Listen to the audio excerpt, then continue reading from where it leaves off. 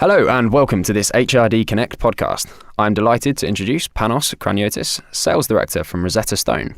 Panos is joining us today to share his expertise on language strategy and technology-led training. Welcome, Panos. Thank you, Sam. How are you? I'm very well, thank you. How are you? Yeah, great, thanks. What are your thoughts on the changing landscape of corporate learning with the introduction of more and more technology-led training?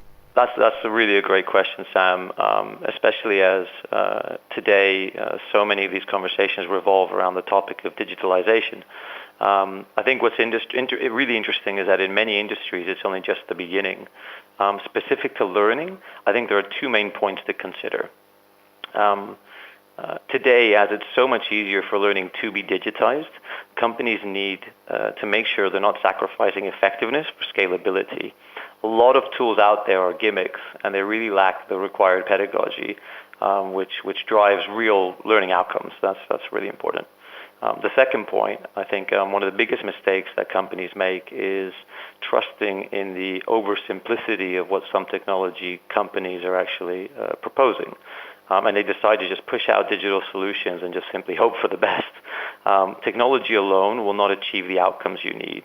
That's why it's really important to couple this with human interaction or human intervention, but also to make sure that you're driving a proactive strategy. You mentioned strategy. What exactly do you mean, and what is language strategy? Well, there are various elements to what I would call a real language strategy. Firstly, I think it's about proactively aligning the communication skill gap of your company to a, let's say, 5-year objective plan. Where are you heading? Do you have visibility into the actual communication gap? Secondly, I would say that understanding the maturity of your own L&D department is critical. A lot of times organizations might have what I refer to as a reactive L&D department. Offering languages to anyone who asks for language isn't a language strategy. You have to be far more prescriptive. And that in turn just depends on the proactive nature of L&D. Third point, I think, is it's about change management.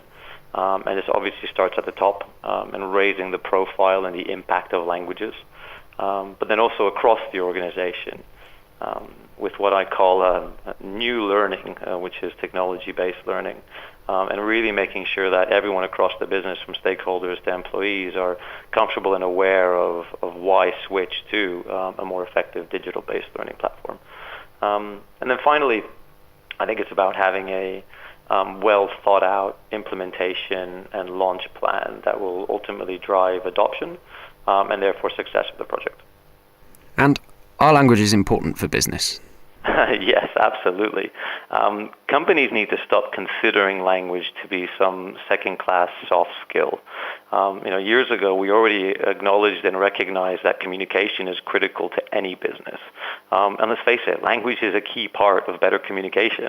Whether you're looking at improving the English level across an entire multinational company, or whether you're supporting other languages on a more specific project basis, we continue to drive internationalization, which inherently forces us to address any language gaps, specifically because the better communication across a business deserves that.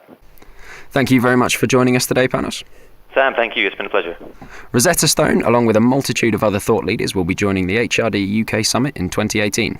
To see more content from them, please visit our website at www.hrdsummit.com.